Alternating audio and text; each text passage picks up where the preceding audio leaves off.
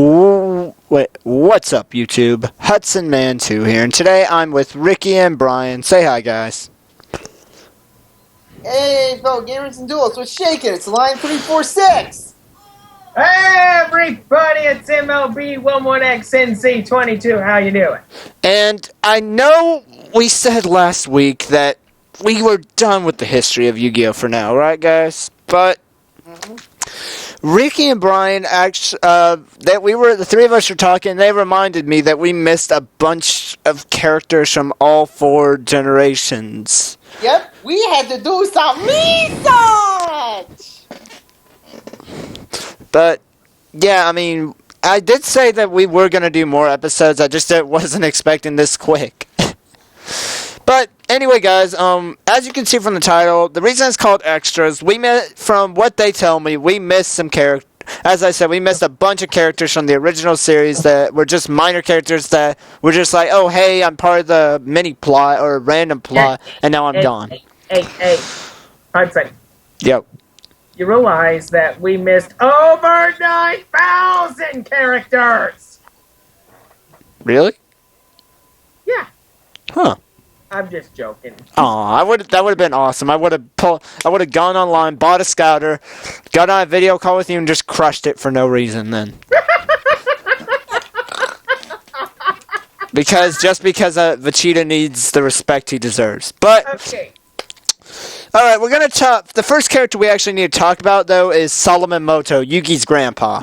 Yep, Mr. Moto himself. Because I know I believe we touched on him slightly, but we were just like, oh, by the way, he got kidnapped by Pegasus.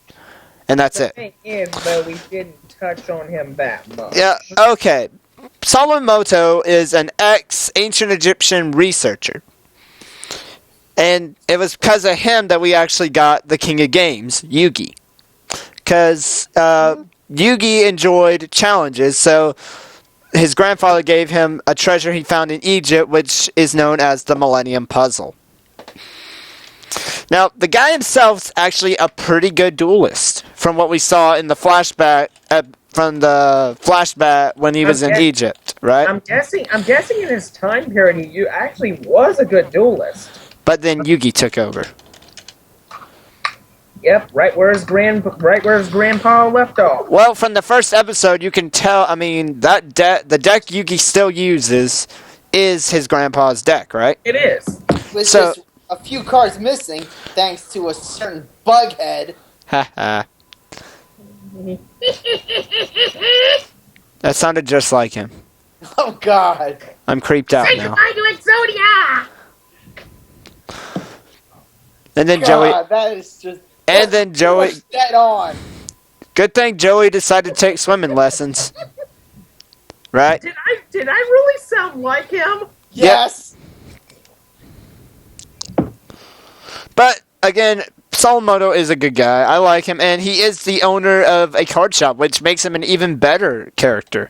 And the thing is, I still say this. I think Yugi would be a good card shop owner. Which I think was hinted on that he took over his grandfather's game shop, right?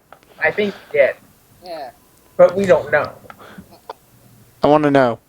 But the thing is... He's a cool guy. That's all I can say. But the thing is, let's talk about his deck. The Ancient Archetype. Yeah. The one when he versed Joey in the Kaiba Corp Grand Championship. And Lord have mercy, that thing took off. Oh, God! Did it ever? Holy cow! Yeah, when he was introduced, he was called Apnark Odom, which, in case you are Solomon Moto. brain dead, that's Grandpa Moto spelled backwards.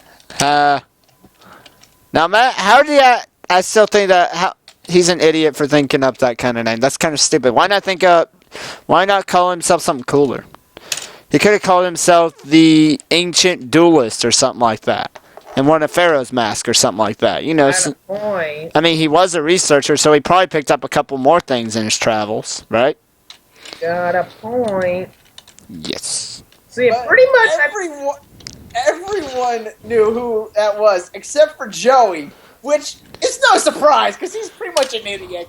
Yeah. Even though he's one of the legendary 3 of that timeline. Yeah. Yeah. The thing is, in some ways, I count Yusei and Jaden as number 4 and 5.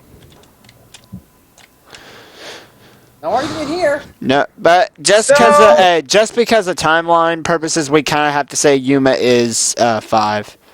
Sadly. I mean 6. My Yeah. bad. We have to say, and Kite Yeah. would be 8 by that logic. I say, kick out Yuma and let Kite take his spot. But next person we have to talk about is Arthur Hawkins.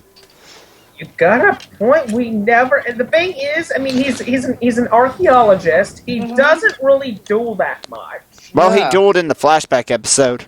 Yeah, but Right, yeah. yeah, but the thing is, we never got to see his deck. Well, basically, his deck was Rebecca's original deck. Yeah. Because And also, if I remember correctly, he had pretty much an ancient deck as well, except he was missing one of the cards. Yeah, and the thing is, Solomon actually beat him to it. Exactly, because when Mr. Moe was on the phone, he's like, "Oh, by the way, Arthur, you owe me a chocolate shake because I wasn't able to track down the last card." And I think that's all that can really be said about Arthur, right? That's it. Can I announce the next character? Sure. Please do. Let's talk about Balin, Alan. Who? one of the 3 disciples of Darts. Oh, yeah, the Orichalcos guys. Yeah. Pretty much, the thing is, Balin's a good duelist, but the thing is, he actually showed a lot of affection for Mai. Yeah. Joey Smash. I mean, a lot. Joey Smash.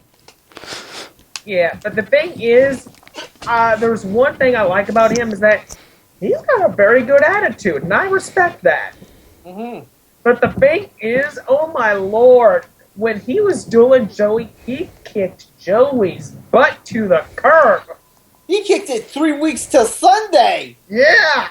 I mean, man, here's the thing. I mean, that armor deck, and I've used the deck on numerous occasions for real, and Lord have mercy, those are powerful cards. Ooh, yeah. The thing is, I mean, he was good, but that was until his soul got taken. Mm-hmm. But the thing is, I believe that's all I can say about him. So let's talk about Alistair. What about Shoddy? We forgot him. We'll get to him next. I want to talk about the other 2 disciples. Alright. All right. Alistair, pretty much, the thing is, Alistair had a vendetta against Kaiba Corp, and that's because, the thing is, for years, he's been trying to search for his missing brother. Right. And he blames Seto Kaiba for what his grandfather did. Not his grandfather, his stepfather. Yeah, well, you know what I mean. Gozaboro. Yeah, Gozaburo Kaiba, which we've already talked about. Well, actually, no, we didn't. I think we did. Yeah, we talked about his Exodia Necros deck, if I remember Yeah, right. yeah, you got a point, you got a point, you got one. But anyway, pretty much, I mean, Alistair's deck is okay, but his strongest monster is what caught me off guard, and that's that daggum Air Fortress Ziggurat. Uh-huh. And oh my lord, that's actually one of the cards I might actually make. But anyway, the thing is, I mean, the duel between him and Kaiba on the airship, oh my lord, that was epic. It was. It really was. So now that leads to the next one. Raphael. And we don't... Wait, Raphael, where's Leonardo, Donatello, and Michelangelo?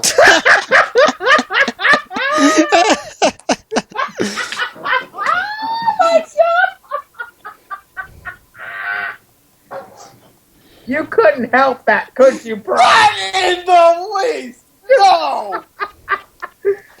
Oh my lord. As I was saying, Raphael, pretty much, the thing is, you have to start at the beginning with him, because his story is very emotional. Because when he was little, him and his family got lost. The ship they were on, it pretty much didn't the ship like turn to the left or right and didn't it sink? If I remember correctly, it was something like that. Yeah. Yeah, pretty much. Pretty much Valen was washed up on shore. But now we get into. Wait, you said Valen. I meant Raphael. Sorry. But yeah, what I'm trying to say is that him, his mother, and his father and his siblings pretty much were on that boat. All of a sudden, a lot of turbulence starts to happen, and somehow the boat sinks into the ocean. So, I know who we can blame. Let's blame Darts. No, we'll get to him next. Because we didn't talk about him before. Did we? And I want Darts personally. He's mine. Gladly. Now, as I was saying, Raphael pretty much he washed up on the shore, and pretty much for years and decades he struggled all on his own. That is until he met Darts, and he was given the power of the Orichalcos, and the thing is, that's when he faced Yugi for the very first time, and we saw the Guardian cards. But the thing that really pissed me off about Raphael is he forced Yugi to play the seal, which, oh my lord, that made me so angry. I don't blame you. I was kind of shocked myself. And I was thinking to myself, Yugi, don't do it! Yeah. Actually, it wasn't Yugi, it was Yami. Well, Yeah, Yugi inside was like, "Don't do it, Pharaoh." Yeah, I know. But the thing is, I mean, yes, he lost his little buddy. But the thing is, he managed to regain him later on after the duel with the leader. Yep. But the thing we're is, going to get to in just a little bit.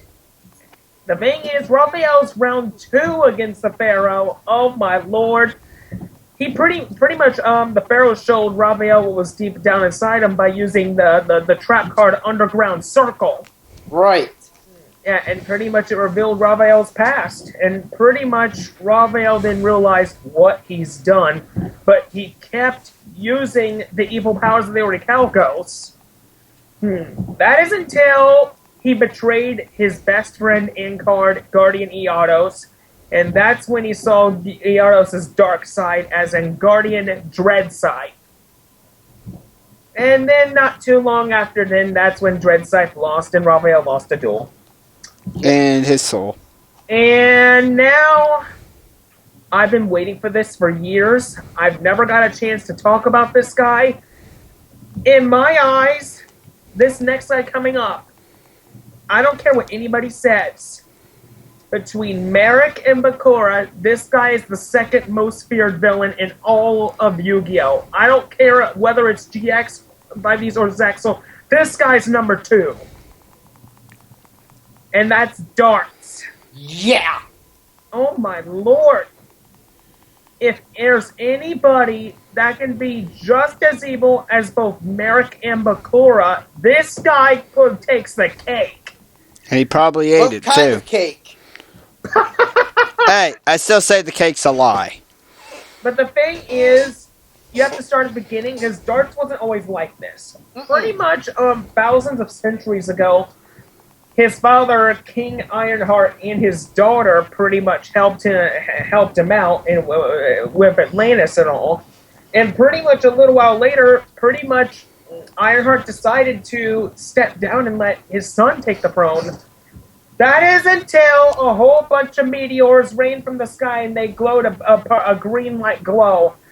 That was the arrival of the Orichalcos. And pretty much people began to use the Orichalcos to build things that were unheard of even in our time period. They had so much advanced technology it was not even funny, right, Brian? Yeah. The thing is, though, that is until the Orichalcos started to test them and showed them what was truly lurking in those people's hearts. All of them, including Darts' own love and including Darts' own life, transformed into a monster. He pretty much saw everything that was happening, and pretty much he was right near a fountain, And in that fountain was an Orichalco stone, and the idiot picked it up. That's when the Orichalcos pretty much brainwashed him and told him and gave him the Great Leviathan. And that's where everything leads up to is the final duel in Yu-Gi-Oh! Season 4, which I will get to at a later date. Yep. But the thing is, I want to get through his deck, though. Oh, God, yeah. I consider these cards... Lethal. No, not just that. And this is coming from the heart. I consider these cards the most feared cards in all of Yu-Gi-Oh! I would have gotten that sooner or later. Not very many people will want to face this deck because it's so powerful. And you can't blame them. And the thing is, I will admit, these cards can be just as strong, and I believe they are just as strong as the Egyptian God cards. But the thing is, nothing would compare to their to their ancient secret weapon. A weapon said to be much older than the Millennium Items, much older than the Pharaoh himself and his descendants, and his ancestors. Am I right? Yep. And I'm talking about the most, and I consider this the strongest field spell to date in Yu-Gi-Oh! History. These legendary, one-of-a-kind, the beloved Seal of Orichalcos. Konami reprint. The thing is, the seal is, as I said, it's one of the strongest field spells in the game, because in the anime, Yugi couldn't even lay a finger on it, because it had a protective barrier around it, protecting it. Oh, God, yeah. And the thing is, even without the protective barrier, there was no way to get rid of it, because that thing was indestructible. Which brings me to the UDE effect of the seal, which you two know it all too well. Yeah.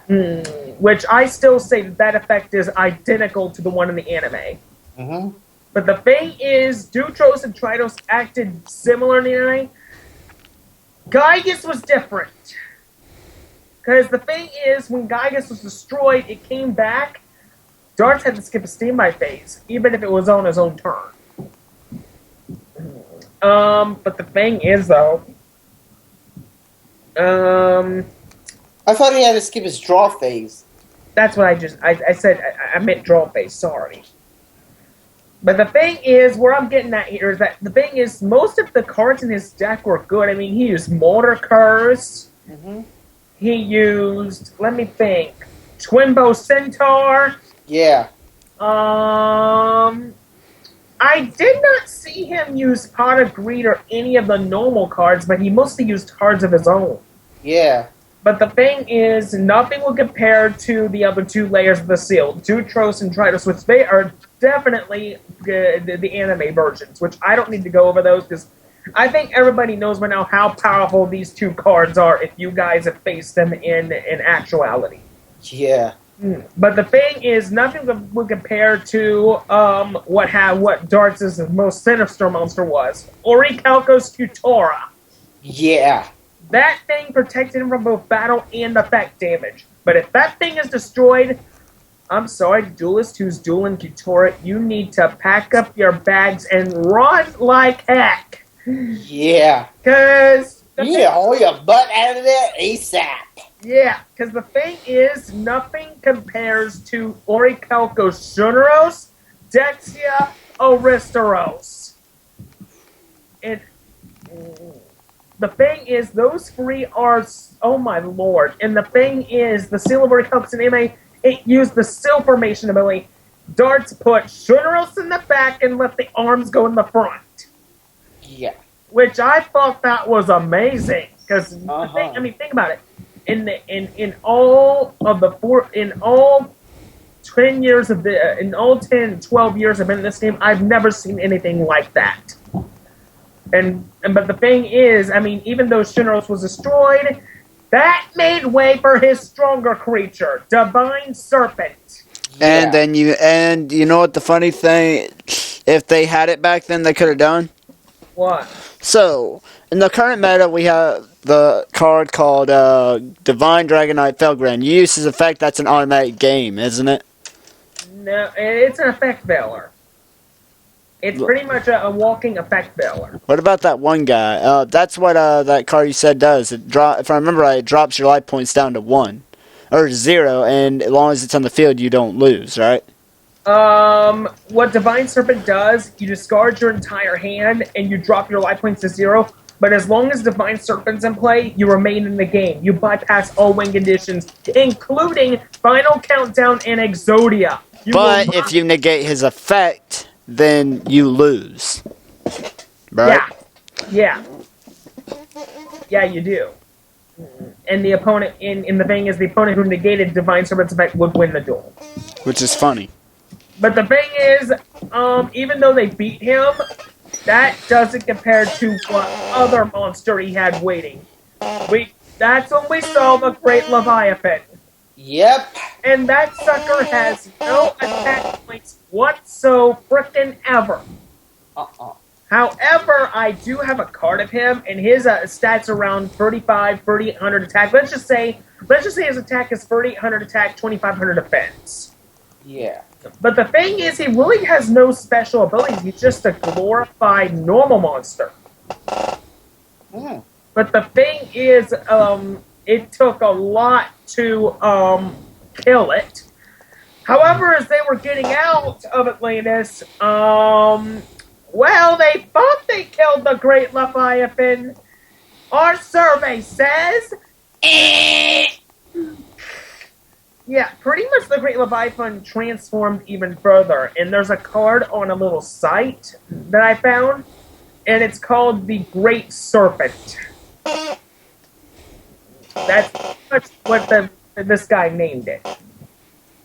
And it's a fan-made card I made. The thing is, anyway, the Great Serpent pretty much merged with what was left of the cards, and they were going to try to destroy Yugi.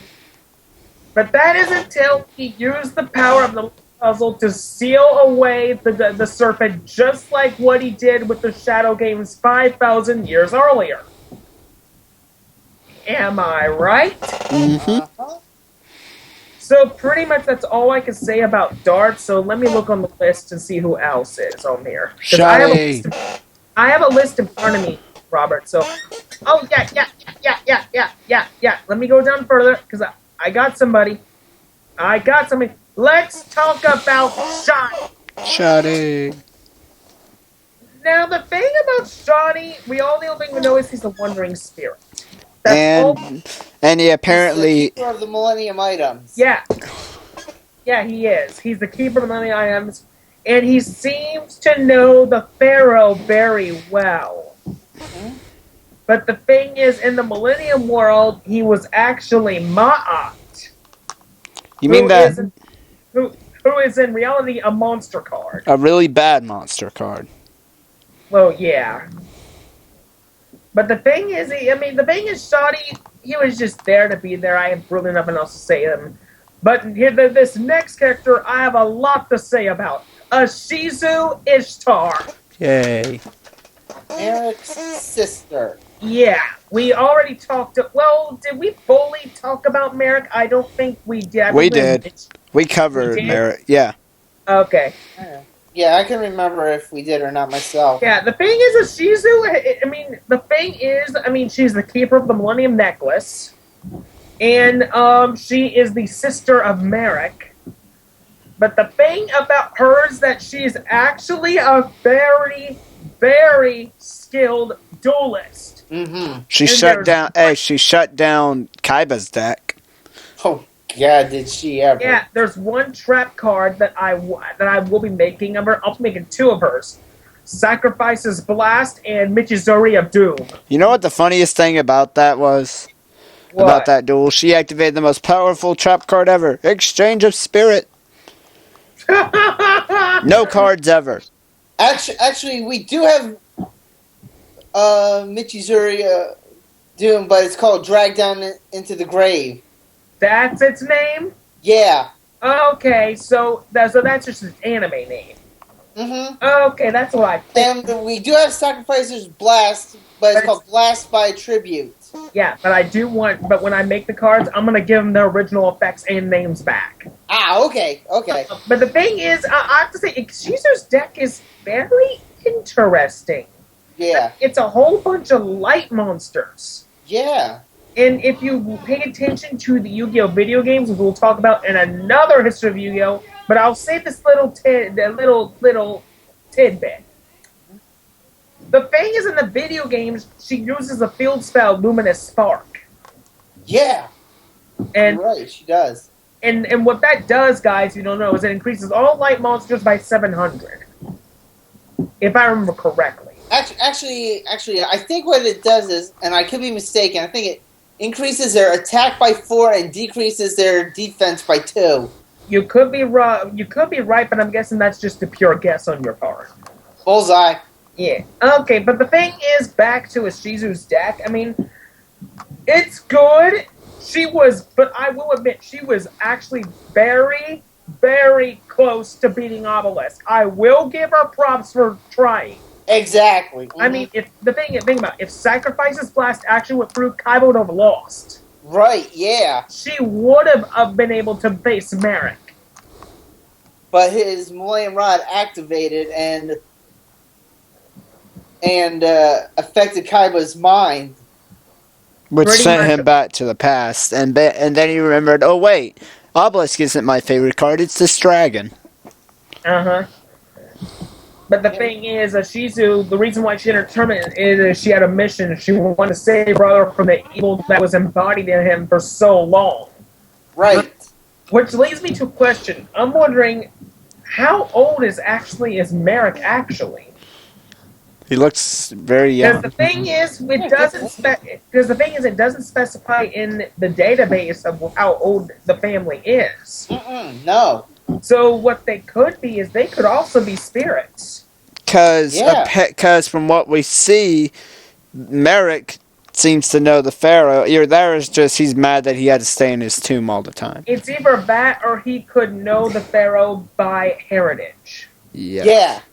Because the thing is, if he comes from a royal family, which he does, if he comes from a family of tombkeepers, then he must have ancestors dating back all the way to when Atem ruled. Right, yeah. Mm-hmm. Actually, I think you're right, because Isis in the Millennium World reminds me of Shizu. And, oh gosh, I'm drawing a blank on the guy's name. Oh gosh, the guy that reminds me of Odeon in the Millennium World. I think his name is Bo, whatever name is. Boba? Yeah, the guy that has two-headed jackal warrior. Oh yeah, him. Yeah, I can't remember his name, but I know who you're talking about. Yeah. Speaking of Odeon, why don't we get to him right now?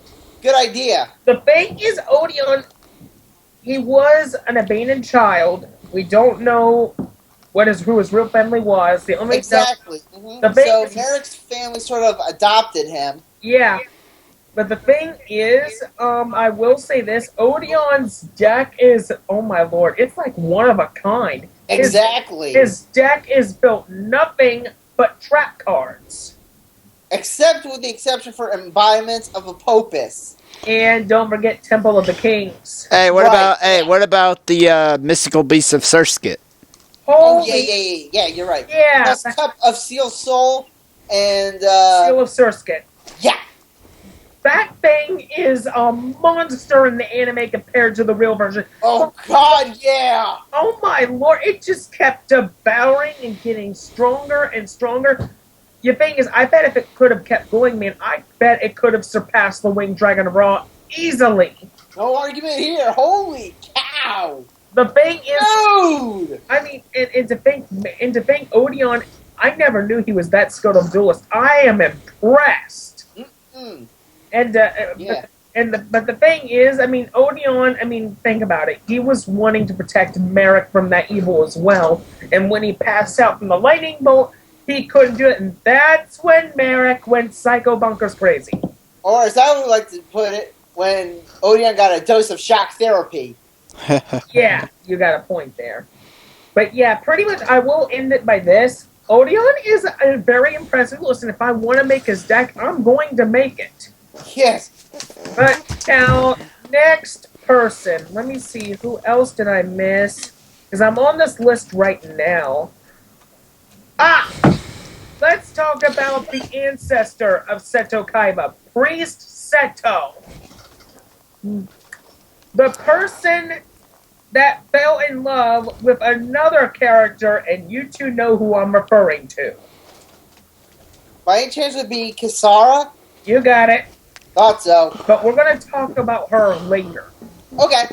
But the thing is, Priest Seto was okay. The thing is, his mission of since he was with the court, the Pharaoh's court, his mission, well, since he had the Millennium Rod at the time, the Millennium Rod's actual purpose was to extract evil from people, and then seal that evil away in stone tablets. Am I right? So basically, Mind Crush in a nutshell. I mean, basically, that sounds like it'd be Mind Crush. Well, Well, actually, let's finish up there because I just the name of Odeon's relative just came to me. yeah. But anyway, pretty much Priest Seto, we really don't know what his deck is, but he does use the Blue Eyes White Dragon, but we'll get to that when we get to the next person. So let me hear what you got to say, then we need to get to Kisara. It was Shada. Shada, thank you. So we'll get to him in a minute. Let's talk about Kisara, a.k.a. Maiden with Eyes of Blue. Yes. But the thing is, Kisara is a very young woman. We don't know exactly much about her, except she has an unknown power. Mm-hmm. That power later on turns out she has the power of the Blue Eyes White Dragon inside her. But the thing is, we know later on that she develops a love relationship with Priest Seto. The thing that happens later on, but because of that, is pretty much all because of what Thief King Bakura did, which we didn't talk about. We talked about normal Bakura, but we didn't talk about the Thief King himself. Not in the least, no. And we didn't talk about Zork. I want to get to both of them. Perfect. But yeah, back to Kisara. Pretty much they developed a love relationship, and pretty much Priest Seto saved her on a few occasions, but that is until one of Thief King Bakura's forces or somebody kills her, and then that's when he goes ballistic. But then that's when Kisara's power goes to him, and he gains the power of the Blue Eyes White Dragon, which would then be turned into a card many millennia later. Mm-hmm. But now let's go to the next person of the Millennium World, and I think you guys might recognize this next one. Mahad, the Keeper of the Illusion Magician. Who will later become the Dark Magician. Yeah, but the thing is, there's a story behind that before that. The thing is, he's one of the people that protected Pharaoh Atim, and he also had an apprentice. Dark Magician Girl, basically, right? Who was Mana. Yeah, Mana, yeah. But the thing is, he did possess a lot of powers. I will say this. In the fight between him and Thief King Bakura and Diabound, he nearly killed Diabound. Yeah, he did. Holy cow. I mean, really, I was sure that thing was dead until Bakura used dark magic, which I knew he was going to do that anyway. Yeah. To resurrect Diabound. And that's when decided to make the ultimate sacrifice. And for the sake of the Pharaoh, he sacrificed himself. And that's when pretty much he sealed himself into his own tablet. Yep. Gaining all new powers. The thing is, he wasn't exactly dead. No. the thing is, he just took the form of he just merged with the illusion magician to become the dark magician, and that would become Yugi's card millennia later too. Now let's get to Mana. I hate to say it, but the thing is, before she was the dark magician, I'd say she messed up on so many spells I couldn't count. God, that makes two of us, dude. I mean, I was wondering myself. I was saying, to me, I really don't know what to say. I mean, she's very puzzled. Yeah. I mean, but the thing is, I think she sacrificed herself as well, I think, for the Barrel, since they both were childhood friends. Yeah. And then she became the Dark Magician girl. Exactly. Actually, no. The Dark Magician girl found her, I believe. Yeah, I think you're right, yeah. Because the Dark Magician girl, it was the same one from Domain of the Beast, am I correct? Yeah. Yeah, which makes me wonder, why would she come to the Millennium World? Yeah. So pretty much that's all I gotta say about Mana. So let's get to Isis. Kareem. Well, I want to get to Isis first. Okay. Isis pretty much was another Millennium holder. She was actually the very first person to use the Millennium Necklace. Mm-hmm. And the thing is, I will say this, Isis uses the Millennium Necklace very, very well. Because just like with Shizu, she's able to see events before they happen. Right, yeah. So pretty much, but the thing is, she really doesn't do either. I mean, but the thing is, the dual disc they had back then, I wish I could actually make one. I think it's called a Dionyonk, I think. Yeah, I think that's how it's pronounced. I think so. I'm gonna have to look it up, but you guys know what I'm referring to. It's Exactly. It's pretty much, pretty much, I'm gonna just call it Ancient Dual Disc. That'll work. But yeah, pretty much her monster, I don't remember what it is. But next up, let's get to Kareem. Yep. Now, the He was thing the owner of the Millennium Scales. yeah, what the thing is, we pretty much back then when we saw her, we actually got to see how the Millennium Scale works. And That was sort of like the ancient version of polymerization. yeah, because the scale allowed, pretty much it was the first item to ever allow fusion. Mm-hmm. And pretty much when we saw that, we got to see the origins of how fusion happened. Exactly. Which was very interesting. Next up, Shadow. Who is Mr. Moto's? Yeah, and if I'm correct... Oh, no, my mistake. Shidai is Oyama. Yeah, and he's the one that very first possessed the Millennium Key before Shoddy got hold of it. Mm-hmm. But the thing is, I do like his monster, Two-Headed Jaguar. That thing is a beast. They kept slicing and dicing through everything in its path. Yeah, and if I had to guess, if we had that, it would definitely be a Beast Warrior. Yeah, I would assume Earth, Beast Warrior, level 6, 2,400 attack, 1,300 defense. Yeah. And since it has 2 heads, I would assume it's able to attack twice during each battle phase. Either that or maybe attack and do piercing. Next up, Mr. Moto's descendant, Shimon. Shimon. And he was the keeper of the Millennium Key before Shada. And he was the advisor. Mm-hmm. And the thing is, I mean, he was really good. I mean, but the thing that I liked is that his monster was something we didn't suspect. Exodia. The big orange dude. Yeah, the thing is, I mean, really, it will be the first time we actually got to see Exodia in complete physical form. Because remember in the first episode, we didn't get to see him in his physical form for long.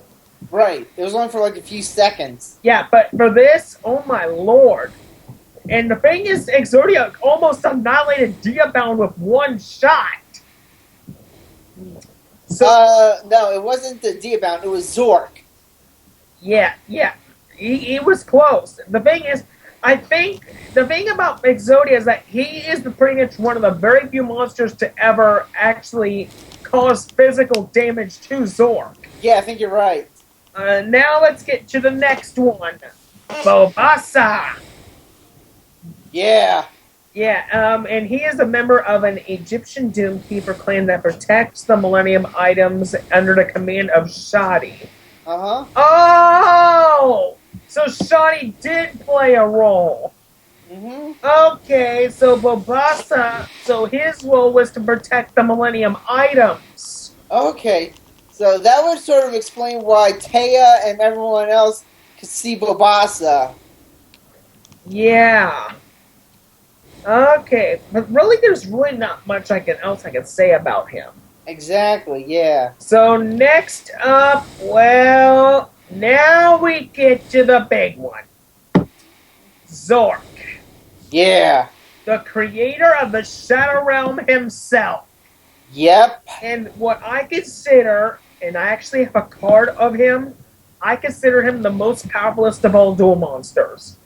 He can pretty much, yep, buddy. the thing is, Zork can rival the God cards, the Sacred Beasts, and the Wicked Gods point for point. Yeah.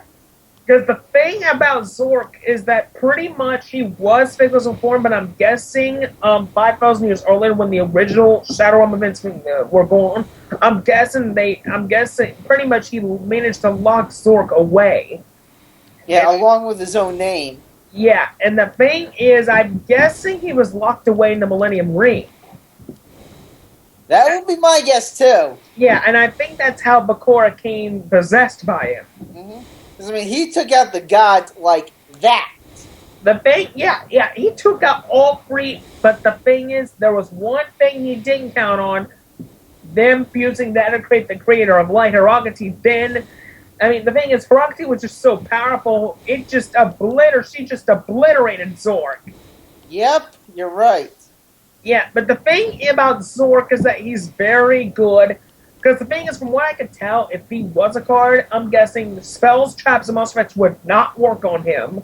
That would be my guess, too. Yeah, because the thing is, any attacks they did, nothing affected. Even homemade stuff like catapults and arrows and flaming arrows, those did not affect him. No. But the thing you gotta worry about Zork is that damn second mouth. Uh-huh. Because that thing fires a giant laser beam. Or a flamethrower, depending on how you look at it. And pretty much, if you're in range of that thing when it fires, you need to run! For the hills. Because the thing is, the minute that thing hits something, there is going to be a giant-ass explosion. Oh, big time. But the thing about Zork that interests me is one question. Yeah?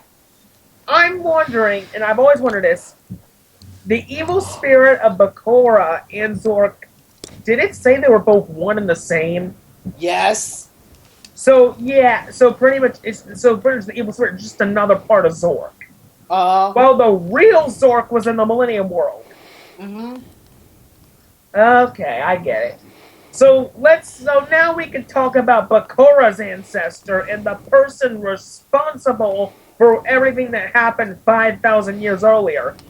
Mr. Feet King himself. Yep. Now the thing is, think about it. Think about it. Him and his people lived in a city of, what was that city's name? Oh, gosh. What was that city's name? Gosh. I can picture it, but I can't say, I don't know the word. Oh, come on. Dig out the cobwebs, dude. Is it Karan or Karon? It starts with a Karon. We're not talking about Power Rangers in space. I know its name starts with a K, but dude, come on. Oh. I'm gonna have to look this up because I have no clue what. Really. Seriously. His name starts with. Is it Karon, Karan, It starts with a K, I know. I know. Oh, gosh. This is driving me nuts. I hate to say it. Colelna! Colelna. Thank you very much. It's Colelna? Yes! Thank you. I knew it started with a K. I knew it. It started with a K. It's Colelna. But the thing is, the thing is, most of the people there, from what I saw, are 100% genuine thieves. Right. Mm-hmm. So pretty much, the way they were raised over there is simple. You take what you see.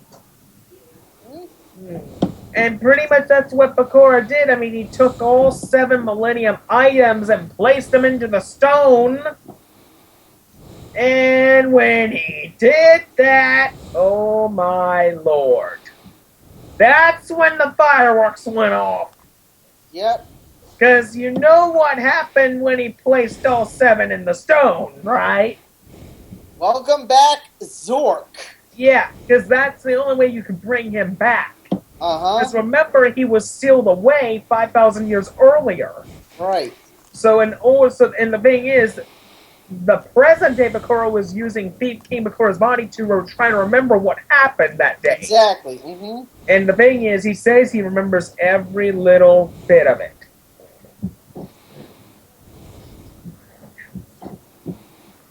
But yeah, I still can't believe I am an idiot to forget that city's name. Oh, I was going nuts. Yeah. I mean, I can't believe it was Colelna. I have to say this. I have to say this to both of you. Ricky, you dummy. So yeah, pretty much that's all I gotta say about Thief King Bakura. So let's just move on to another thing we need to talk about: the rare hunters. Actually, wait, hold on. There's someone that we forgot about in the Millennium world. Who? Akhenaten. Oh, him. The Pharaoh's father. Akhenaten is Seto's father. Oh, yeah. And who became a great Shadow Magus. Yeah, but before that, he pretty much, the thing is, his brother was the Pharaoh's father. Yeah, Akhenaten. Yeah. So doesn't that make Priest Seto and the Pharaoh related? Oh my lord! Damn it! Yeah. Hey, and if that's right, that means What? Yugi and Set and Kaiba are related by that logic, right? What? Oh, God. So that means Actually, funny you should say that because in the when both of them were there, Atem said to Kaiba, like, he said his name is Seto, and I found out that his father and my father were brothers, and then Kaiba was like, "Are you saying we're cousins?" Yes. he really said that? Yeah. I have to say they could be half brothers. Oh, God. Which now things are starting to get a little odd. How strange is this? I mean, really? That didn't cross my mind.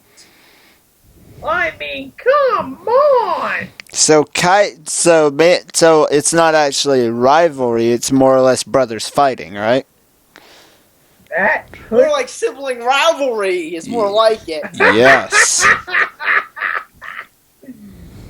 But the thing is, I think pretty much we said enough about that. Can we now get on with the rare hunters? Who apparently know how to break dance. Let's start with the most annoying rare hunter of all. Exodia Man. Rare hunter himself. Just Which I'm surprised he has no actual name, the little idiot. We're just gonna call him Exodia Guy. If I could find the page. We needed to. Hey, you know what Yuki should have done? What? Just took his Exodia cards and walked up to Weevil and said, "Hey Weevil, I got Exodia back." And then somehow Weevil runs to But the ocean. thing is, all his Exodia cards were fake. But yet somehow they registered on the dual disc, right? The thing is, everybody knows the real Exodia cards belong to Yugi's grandpa. Right. Mm-hmm. Those were his. And here's the thing. Getting all 5 pieces of Exodia today is a pain in the ass. Yeah. Just like it's supposed to be, right? Well, you got a point. But the thing is, Rare Hunter, the jerk that he is, oh my lord, I don't know how to describe him. I really don't. I'm just going to call him the world's greatest DDR dancer. Well, really, I mean, come on. I mean, there's not really much. He's an Exodia user. That's all we can say, really, right? That's all I think I can say. Yeah. So, I guess now we need to talk about Strings, the mime, right? Yeah. Who pretty much, the thing is, he's got one of the best lines ever. He freaked me out a little bit. You know what that line is, don't you, Brian? Greed is good. Yeah! That freaking, I mean, him versus... Here's the thing. I'm just waiting for him to at least say one word, Yuram, and then Yuram would just say to his face. Shut up. I'm gonna say this. Shut up! You're a mime. You're not supposed to talk. And, Well, we all know it was Mara controlling him. I know, but if he started talking, I would have told him, you're not supposed to talk. You're a mime. the thing is straight, I'll admit though, he almost beat Yugi. Exactly, yeah. With I mean- Slifer the Sky Dragon. Which scared the crap out of me. No kidding. I mean, I was saying, Yugi, you better have a plan A, B, C, D, E, F, G on ya, or else you are screwed. And then you're going to lose your puzzle. Right? What? Well, Merrick wanted the puzzle. Yeah, and Uh, we knew and the thing is, we know if Yugi lost, he would have had it. Yeah, because Yeah. the only way to get a Millennium item is if you win, or is if either it is given to you willingly by the owner, or if you beat them in a contest of some sort, or traditionally a duel, then they are forced to give you their Millennium item. Mhm. Yeah. So pretty much that's all I can talk about Strains. So now, let's get to the 2 jackasses Yugi and Kaiba had to face. And I call Loomis and Umbra. AKA in my eyes, Tweedledee and Tweedledum. No, wait, no. Tweedledee and Tweedledum are Para and Docs. No.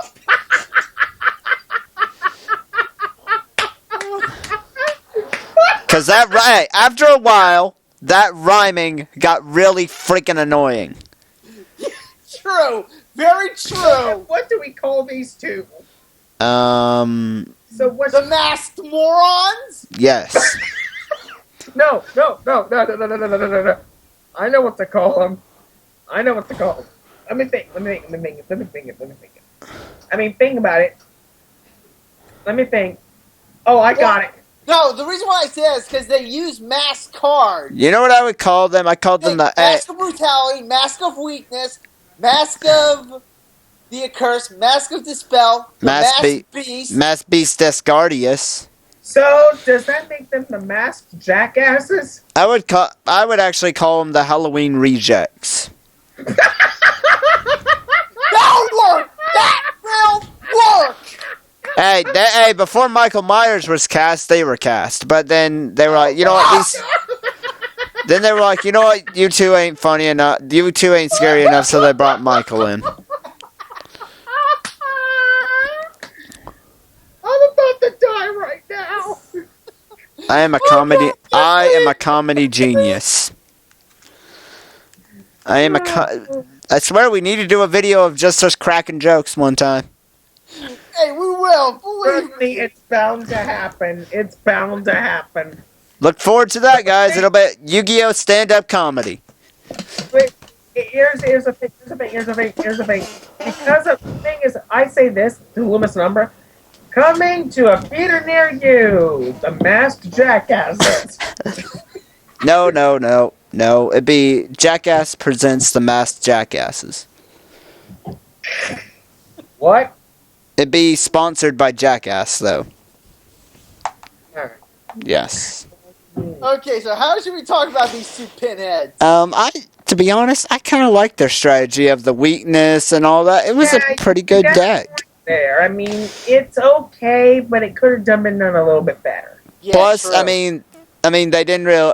But in a way, I feel sorry for them having to duel Yugi and Kaiba, considering how poorly Yugi and Kaiba worked together. Exactly, yeah. So I felt sorry for them. I mean, they were really good at tag teaming, but then Yugi and Kaiba were just fighting the whole time. Now, I think we said enough about those two. Right. Let's get to Arcana. I like him. I like Same Arcana. here. I liked him. I want his Dark Magician. There is only one reason why I like him. There's two. I want One, his Dark the Magician. Dark Magician, and two, the Mystic Guillotine card. I want his Dark Magician. Konami. Gimme. Yeah. Gimme. Actually, Konami is a big no. Actually, yeah, Konami is a can do. Actually, no, wait. Konami is a no can do. No. You said it wrong. Right? Konami is a no can do. Yeah, true. But he was a good duelist. I mean, he matched Yugi card for card. Yeah, exactly. So, I think we've talked about everyone, haven't we? From Generation 1 that we missed. Well, Got anybody else on your magic list? not really. I can't think of anybody else.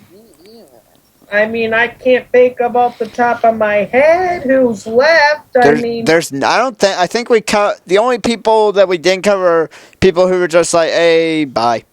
Like the little kid that helped Weevil give Joey the parasite. But he's nothing. Yeah, there's people like that were just like, I'm dueling you. I win. So, pretty much, I'm guessing it's time to wrap things up. For now, guys. But we'll be every Sunday, guys. There'll be a new video from us three about the Yu-Gi-Oh series, right, guys? Got a point. So expect us to wrap up GX this Sunday. Well, actually, this is gonna. Guys, as much as we hate it, we gotta wrap up Zaxel. Yeah, but I gotta say. Once and for all. Hey, I do have to say though, this will go up on Sunday. So every Sunday. But, before we do go, there's one more thing we have to do. What? That we forgot to do in the beginning. Oh, the song. Since we didn't do it when we started. I got it. Yeah, do it, please. Alright. Here is the opening to the original Yu-Gi-Oh! For people that didn't hear it the first time. I got it. You guys ready? Play it! Okay. I got the full version too. It's not like the short version from the show. Well, let's not, should we let the whole thing go through or not? It's only 3 minutes, so it's not that bad. Okay, let's do it. Let's do it. Ha!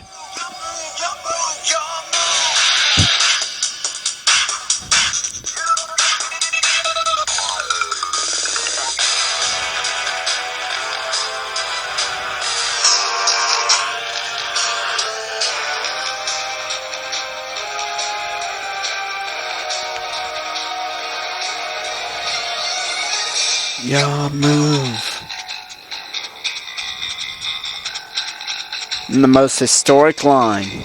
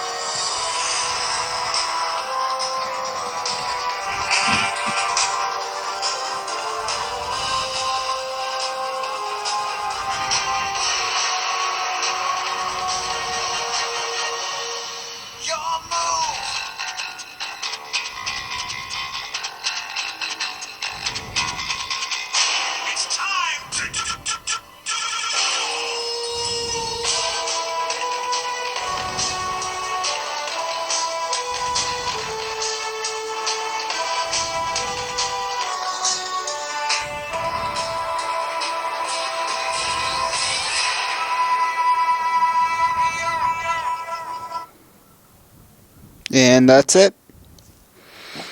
An awesome theme. Yep. So, I'm going to lead us out this time, alright, guys? Ricky, you here? Did we lose Ricky? Your guess is as good as mine.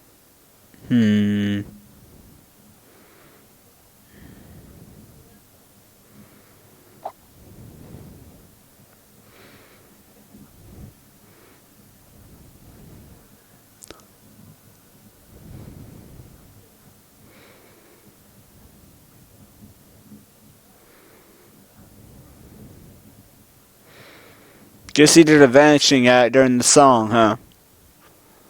I am. Okay, guys, I'm back. Alright, so, now that the song's over, I'm going to lead us out, alright, Ricky?